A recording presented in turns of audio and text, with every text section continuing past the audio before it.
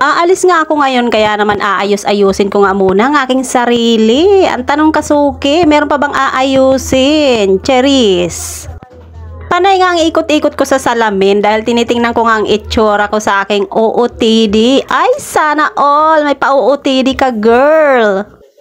Nagsawa na nga ako kaikot-ikot sa salamin kaya naman bago nga ako umalis maglalagay nga muna ako ng sunblock sa aking mukha. Importante ang sunblock sa ating mukha mga Kasuki, panlaban din natin yan sa araw. Pagkatapos ko nga maglagay ng sunblock ko naglagay naman ako ng pulbo sa aking mukha para naman hindi tayo oily na para na tayong ipipreto, charis. Johnson nga lang yung ginagamit ko mga Kasuki dahil nga ako ay nagtitipid.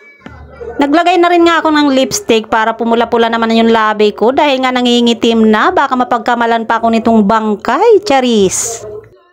Meron nga ako isang viewers na nagsabi na ang ganda daw ng kulay ng aking lipstick.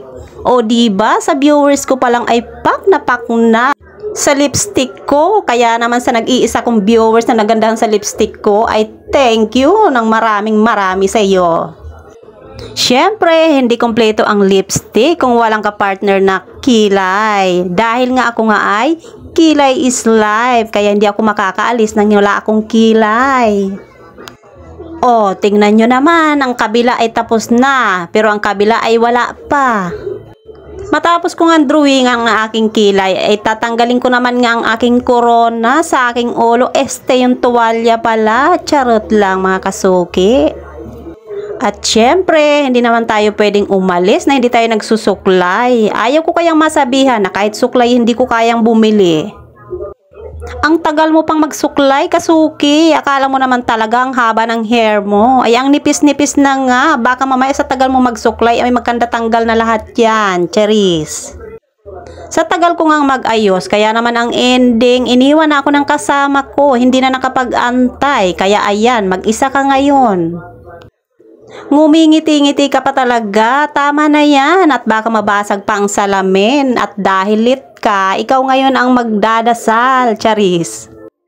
At dahil bawal nga mag-video doon sa aking pupuntahan, kaya naman hindi ko rin sasabihin sa inyo kung saan nga ba ako pupunta. Fast forward na nga tayo, tapos na nga ang aming session, kaya ayan, nasa labas na nga kami ng aking kasama na kanina iiniwan ako at hindi na nakapag-antay. Sana lang talaga lahat kayang mag-antay kahit gaano pa yang katagal at hindi nang iiwan. Tatawid na nga kami ng kalsada dahil mag-aabang nga kami ng aming sasakyan ay alangan naman maglakad tayo, charis. At habang tumatawid nga kami ay nagbibidyo-bidyo pa nga ako. Ingat ka Kasuki, baka masagasaan ka pa ay wala ka pa namang kita sa iyong pagre-reels, charis. At sa wakas ay nakatawid na nga kami nang wala naman nangyari. Kaya naman thank you Lord. At sa tagal nga namin nag-antay, kaya naman ito na nga si Manong driver. Kaya for the sakay na nga kami. At ang sarap nga ng hangin habang tumatakbo ang tricycle. Kaya naman hindi namin ramdam ang init. At eto na nga ang dahilan kapag atat na atat ka sa pagre-reels. Kaya naman kahit nasa loob ka ng tricycle ay for the video ka pa rin.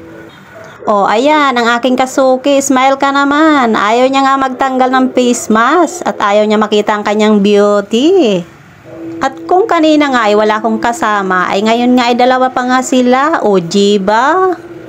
Natatawa na nga yan dahil ang tagal ko nga tinututok sa pagmumukha namin dalawa ang camera. Ay hayaan mo na Kasuki, baka malay mo ay madiscover tayong dalawa, maging artista tayo, charis.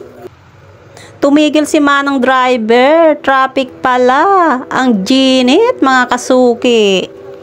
Kung kanina ay sarap na sarap kami sa hangin habang lumilipad-lipad pa nga ang aming mga buhok, ay ngayong tumigil ang aming sinasakyan, abay napakasakit pala sa balat ng init. At sa wakas, ito, nakauwi na nga kami, kaya nga magbabayad na nga kami dahil kami ay mayaman, charis. At habang nagbabayad pa nga ako, ay iniwan na naman ako ng aking kasama. Palagi na lang talaga akong iniiwan. Wala bang gusto mag-antay sa akin? Charot. Kaya hanggang dito na lang muna mga Kasuki. Thank you for watching.